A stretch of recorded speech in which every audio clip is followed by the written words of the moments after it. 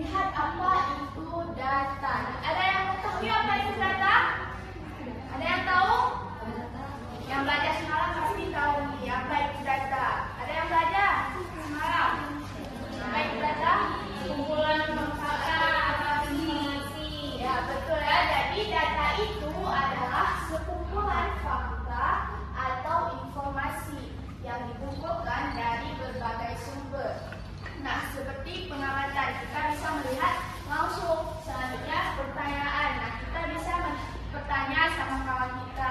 Misalnya nih, seperti ibu tanya tadi, siapa tadi naik kendaraan apa pergi ke sekolah tadi, seperti sepeda dan jawab motor. Nah, itu kita bertanya. Jadi kita memperoleh informasi. Nanti informasi itu kita kumpulkan menjadi sebuah data. Nah, data ini digunakan untuk mengetahui suatu informasi dengan lebih mudah. Nah, data ini dapat berupa angka, simbol, kata-kata, gambar, suara, atau video. Contohnya nih, misalnya jumlah siswa di kelas. Nah, misalnya jumlah siswa di kelas 5. Ada berapa orang kita semua? Ada 15. Nah, itu termasuk data. Selanjutnya ada jenis-jenis data. Coba baca Wan Dewi. Yang pertama apa? Pertama berupa kategori, contoh warna, makanan favorit. Nah, jadi kalau berupa kategori itu dia berupa kata-kata. Seperti warna, misalnya warna hijau, merah, kuning. Itu termasuk berupa jenis data kategori. Yang kedua coba siapa Seri? Coba baca. Kedua berupa angka, contohnya jumlah siswa dan tinggi badan. Nah, seperti yang bilang tadi, jenis data itu yang berupa angka seperti jumlah siswa. Misalnya ada 15 orang kelas 5. Nah, misalnya tinggi badan anak-anak itu ada tinggi berapa? Lili tingginya berapa? 145. Nah, Lili 145 itu berupa angka. Kalau Dewi berapa? 153. Nah, 153 itu berupa jenis data berupa angka. Nah, selanjutnya ada cara untuk kita mengumpulkan data. Nah, bagaimana sih cara kita mengumpulkan data? Yang pertama kita bisa bertanya, seperti itu bilang tadi, kita bisa bertanya kepada kawan. Contohnya menanyakan makanan favorit teman di kelas. Nah, yang kedua ada bisa melihat langsung sesuatu secara langsung. Nah, kita bisa mengamati kawan kita misalnya dia kendaraan yang sering dia gunakan apa untuk berangkat ke sekolah. Nah, selanjutnya kita bisa menggunakan angket untuk mengumpulkan data dengan mengisi lembar pertanyaan seperti mengisi pilihan hobi favorit pada kertas yang diberikan oleh guru. Pernah kan anak-anak itu semua mengisi angket? Nah, selanjutnya ada cara menyajikan data. Nah, cara menyajikan data ini ada dalam bentuk tabel. Nah, bagaimana sih cara menyajikan data dalam bentuk tabel? Nah, data ini bisa disusun dalam bentuk tabel agar mudah dibaca.